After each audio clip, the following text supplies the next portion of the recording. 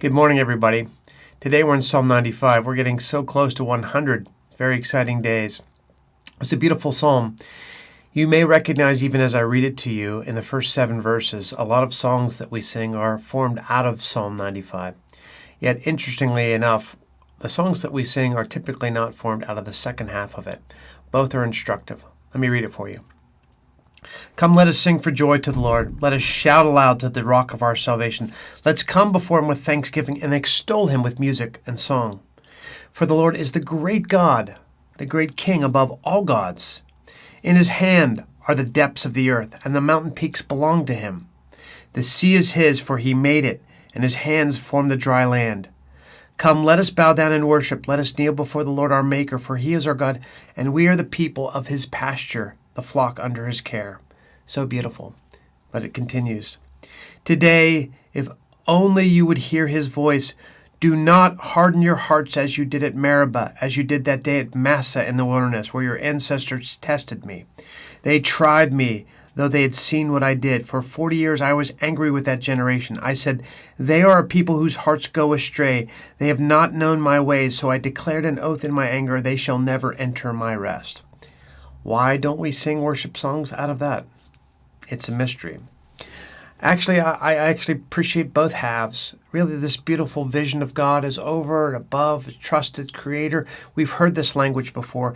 And the verses that capture my heart are 6 and 7. We bow down and worship. We kneel before the Lord our Maker. Why? For he's our God. We're the people of his pasture, the flock under his care. This is that beautiful pastoral scenery with the shepherd is caring well for his flock. He's trustworthy. He's sufficient. He sees what we cannot see. He knows what we cannot know. He will provide for all of our needs. That's what a shepherd does.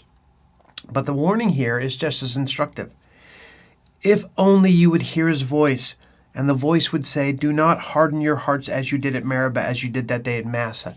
This was the scene in the wilderness where the Israelites, straight out of the Passover triumph, right, where they go through the Red Sea and God's provided for them, they run out of water and they quarrel. There's strife, a quarrel against God and against Moses because there's no water. And this is a day of infamy in the life of the nation of Israel. And so God's reminding them, there was a time when you saw me care well for you, and yet your hearts were hardened, and you did not listen to my voice. Don't become those people. Even in this process of this psalm, as we recognize the goodness of God and the love of God, it's not that we don't have room to question or even feel strong feelings when it comes to why God doesn't do this, but we protect against hardening our hearts. We have to still come to that soft place of resigning, of submitting, of accepting the Lord has me. I'm part of his flock. I'm part of the sheep under his good care. I hope that's an encouragement to you today.